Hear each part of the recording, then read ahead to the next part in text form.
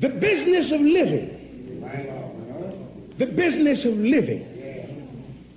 He's talking about building lives substantial enough to withstand the storms of life. And I think in times like these, when there is so much fear, when there is so much anxiety, when our insane asylums are so crowded, and feeble-mindedness is so rampant, when people are so neurotic, we would do well to think about the business of living contented, adjusted lives, living God-centered lives, living lives that are God-influenced. I wish I had somebody here that would pray with me while I'm talking about this. Oh, we advanced in many other things.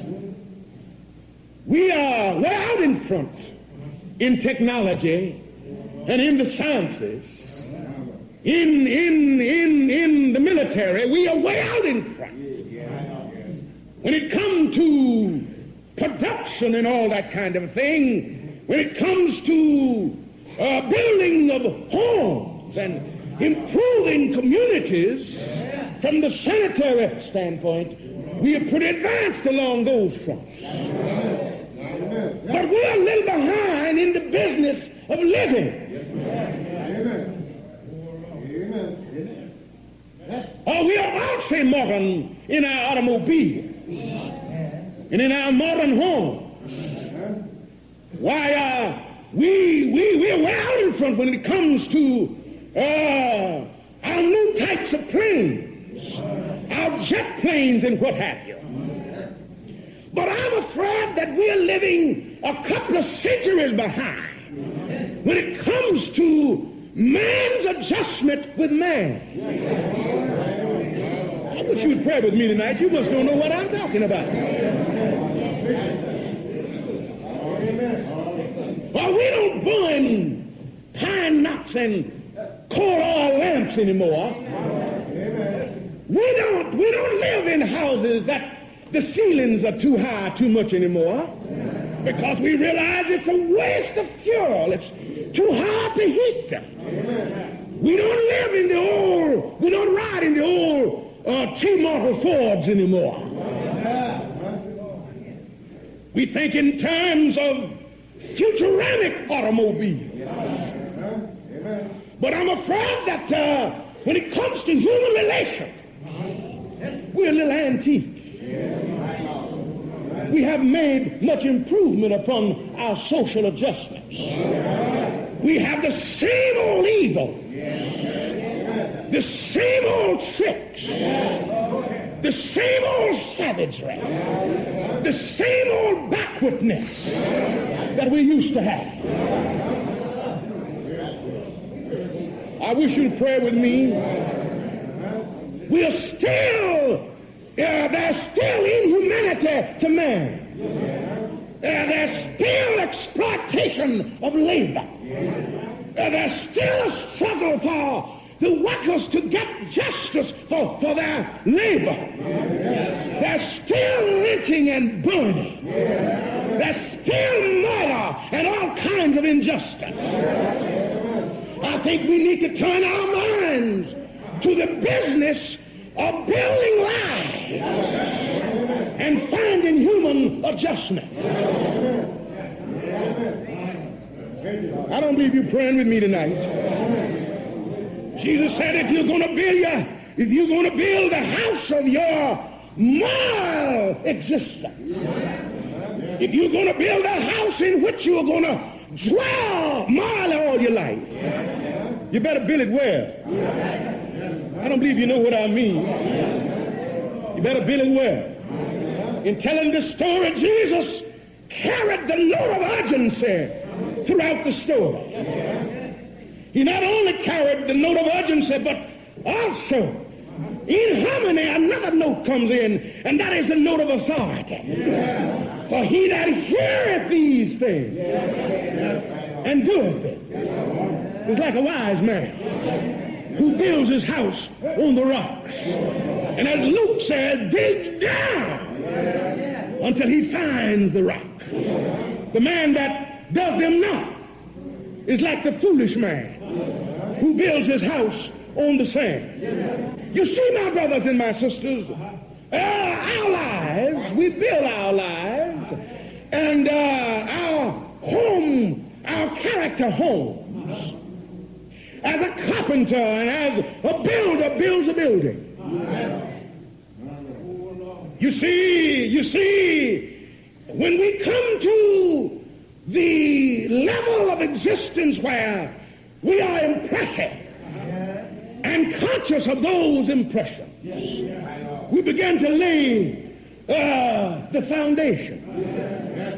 Every emotion, every volition, every idea might be a brick on our character home. Thus the foundation ought to be deep. It ought to be deep. The foundation ought to be deep. You see, each time we acquire an attitude, each time we develop a disposition, we reach in getting another brick going in on the building. And you see, there are important things about a building. And number one is the foundation, the gutters, and the pillows. As to so far as what that house can stand depends upon its building or its foundation, its pillows and gutters. If those are not strong, it can't stand too much of a load.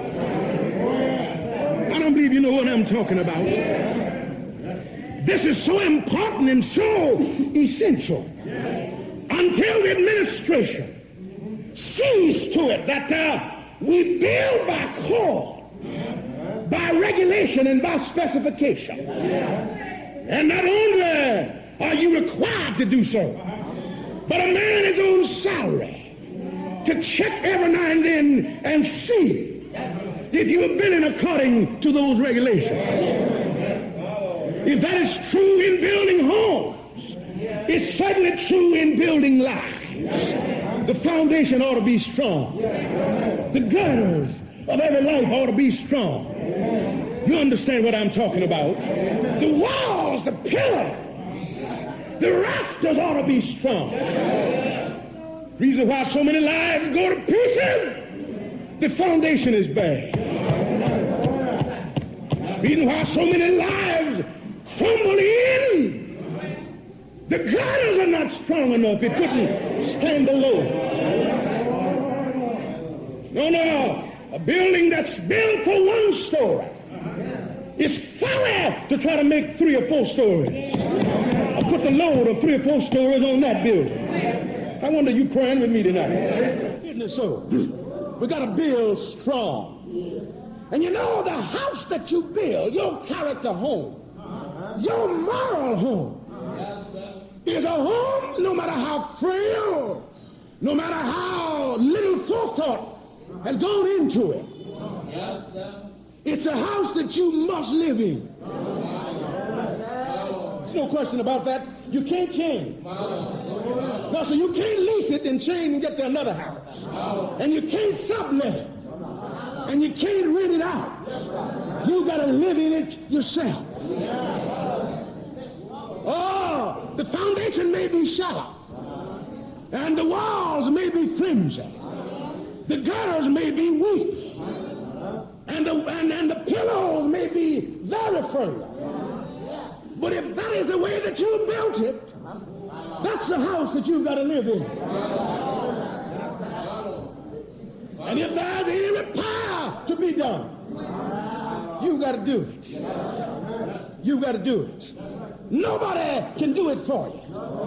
You know, in the kind of houses that we build to live in, these human houses, on the outside, they're all all look alike. Seldom, unless a person is extremely neurotic, can you look at that moral house of his, except you have known him and know something about his deportment and conduct. You can't tell a good house from a bad one. Outwardly, they all look alike. Your house look like mine. Mine look like yours. And some weak houses may look better than some strong houses. You can't look on the outside and tell what the house can carry.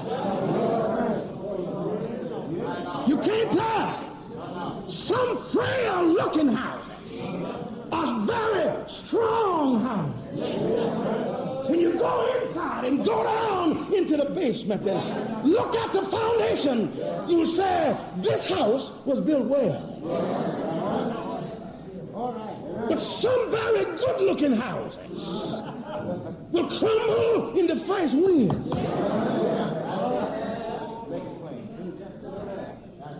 So that you can't tell from outward appearance.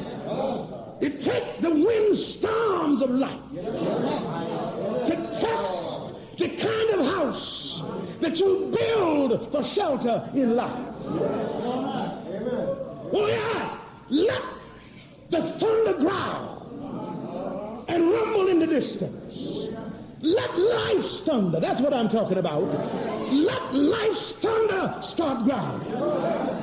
Let life's lightning stop tearing the skies of life. Let the torrential rains of life pour down. I wish you'd pray with me. Let the floods of life fill the riverbeds of life and flow out into where your house is. And then we'll know whether your house can stand. Then we'll know. Circumstances do not always make too much difference. Circumstances certainly are important. But sometimes the best houses are built in bad circumstances. And sometimes some of the worst houses are built in better circumstances. So it takes life to test what kind of house you are building. I have seen men in my lifetime in great teams, various groups of subcontractors go to a building and take their machinery along with them. I've seen them go to the trouble of digging up the earth. It seemed like to me that the earth was solid. It looked like to a layman's eyes that was just as well to build right there on top of the ground. To my untrained eyes, it seemed like too much trouble and too much expense was being entered into in the attempt to build the building that they had undertaken. But these men knew about building. These men had been trained about building buildings. And these men had taken in the count of the cost of how high the building was and how heavy the load that the building was would have to carry. And they knew, according to their training and according to the builder's code, it's necessary to dig down a little bit. Not just a short way, but go way down. Until the kind of solid earth had been discovered. And stop there pouring the fund of the concrete footing. You'll find them. And when you find them, you ought to start building right from there. You ought to pour the footing of faith. Yeah. So that when you made your foundation, you got a strong footing. Oh, Lord, you ought to put the steel of pride and hope throughout the wall. Yeah.